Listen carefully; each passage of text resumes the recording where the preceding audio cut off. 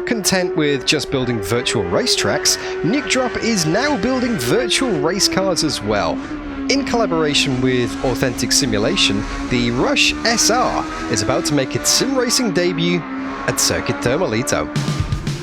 This thing is tiny, weighing in at only just over 500 kilos, but with nearly 150 brake horsepower going through the rear wheels and a decent aero kit, the Rush SR isn't hanging around. Authentic Simulation have physically visited the factory in Texas and used real data as well as feedback from the actual Rush SR drivers to build this virtual car, making it one of the most realistic mods available for Assetto Corsa. The recent 1.15 update also brings a whole heap of improvements to the tyre model, amongst other things, so there's no time like now to see what it's like out on track.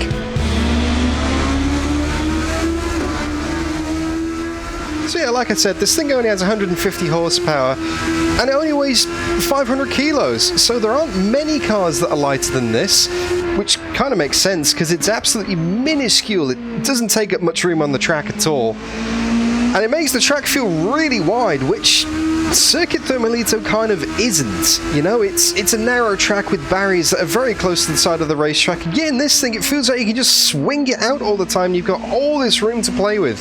Compare that to, say, for example, a Ford Transit van, and yeah, this place really does feel quite claustrophobic.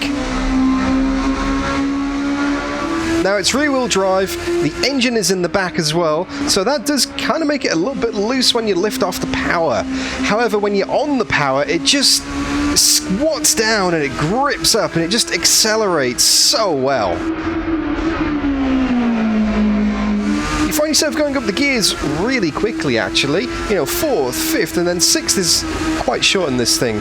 And this is the default setup, so I'm sure you can tweak it a little bit more than this, but yeah, you're running out of gears pretty quickly, I find, on the default setup. It doesn't exactly have a great top speed, though, regardless of what the gear ratio is. I mean, 150 horsepower will do that. It's definitely a cornering kind of a car. It's very reminiscent of a Lotus, that kind of handling characteristics of just nimble and nippy and great change of direction. And it does feel like you're going too fast most of the time. You know, you throw it into the corners, you think, this isn't going to stick. But it actually sticks. For example, turn 8, whole corner, which we're not at now, we're at the now in hairpin, but the flat out left downhill banked corner into the first tunnel, which if you're familiar with Circuit Thermalito, I'm sure you'll be familiar with that corner. That's almost flat, and that to me is insane, because normally you're braking, shifting down a couple of gears, and then being patient in the middle of the corner, but you can just do a little lift, don't even need to use the brakes, and you'll make it easily. And it's absolutely flat through the S's at the final section of the lap as well, especially Fielder's Corner. Normally you're flirting with death on the outside there, the concrete wall on the right hand side, but this thing, no issues. Now that said, it doesn't have any ABS, so it is quite easy to lock it up and send the front tyres into a big screaming hot smoking mess. Especially over the bumps and undulations, of which there are plenty here at Circuit Thermalito, so you do find yourself being a little bit cautious on the brakes. If you manage not to lock up but you are too heavy on the brakes, then it gets a bit loose on the rear, like I said, so you've really got to manage that rotation on corner entry. But to be honest, I think that might be to do with the brake bias as well.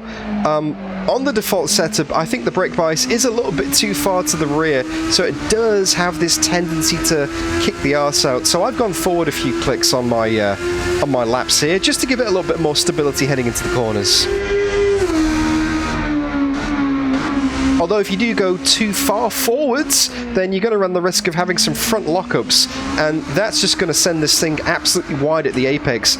If you miss that turn in and you do lock it up and you don't have the grip, then it's so hard to recover the grip, so you're definitely going to miss the corner. There's no kind of blending out and saving it. You're going wide if you lock up. It's a very, very delicate balance, but when you get there, the handling is pretty sweet.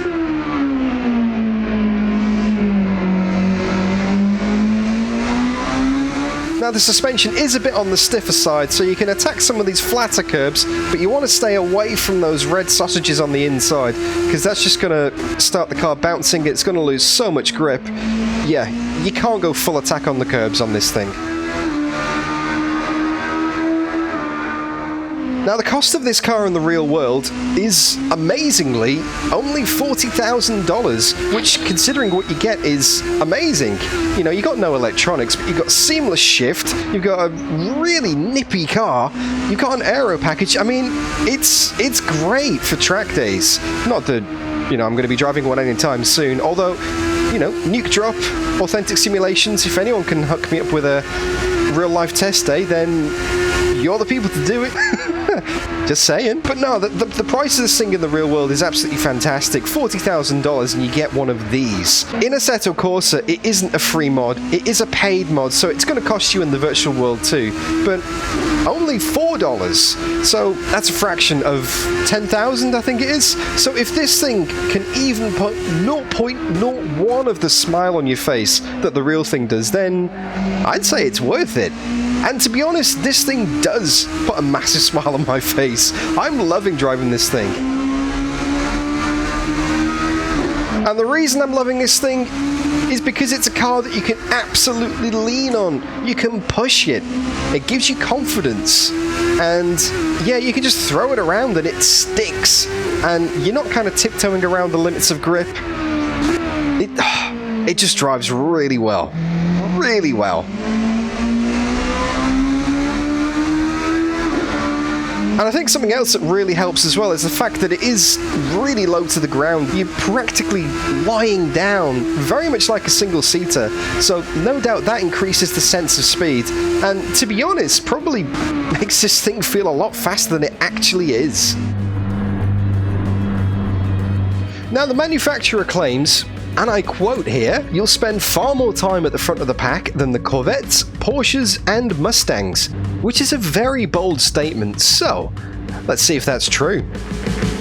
Approaching the start-finish line, here on the Mooney Straight to start the lap at Circuit Thermalito. Heading towards the first corner, Eaglecott Junction, heavy on the brakes around about the 100-meter marker, and chuck it in, although that is a bit wide through turn 1, slight dab of curb through turn 2, plenty of space towards the barrier there, probably still not realising quite how narrow this car is. Anyway, we're already up at turn 3, chuck it in, and up towards the curves on the outside, nice and stable. Small lift there, running wide, but just get away with it. The off-camber there always catches you out and pushes you towards the wall. Slight breather on the lap now, heading towards Hole Corner. No brakes, just a slight lift, tip it in, amazing grip from this Rush SR, through the first tunnel, heavy on the brakes again, nose is hardly dipping as you get heavy on there, although that is pushing wide again through the MGSs. First section was compromised, which obviously puts you offline for the second and will affect the speed all the way down the sticky straight here, Castrol sign in full view. Where do we brake for Hunter? Just after 100, that's pretty late, chuck it in, get the apex, follow the groove with camber, and now onto the Abaddon Straight. This thing is looking absolutely rapid through the corners, although it probably could do with a little bit of an extra push on the straights. No DRS, no boost to help here, just pure unadulterated engine power. Anyway, chuck it into Binsbergen, lifting the rear left wheel up over the curbs there, through the second tunnel, nice and close to the barrier on the left, that's more like it. Nice and close to the barrier on the right as well, that's even more like it. Through Brody Bend, onto the Shunty Straight, and heading towards the Power Loop. Again, nice and late on the brakes, keep it nice and tight. Car is glued to the apex there, that is fantastic to see. So much grip in the Rush SR. Heading towards Naumann-Herpin, heavy on the brakes. Oh, bit of oversteer on the entry there, getting a bit loose, that's going to cost a bit of time. All the way through the S's here, and then especially through Fielders, which in this car is absolutely flat. Not even a sniff of a lift there. Heading towards the final corner, Bergen Bend. Nice amount of curb on the apex there, nice and neat and tidy, run it out through the rangy kink, and that will finish the lap here at Circuit Thermalito, over the line, and no doubt Nukedrop will be waiting patiently to see what kind of time his car can do.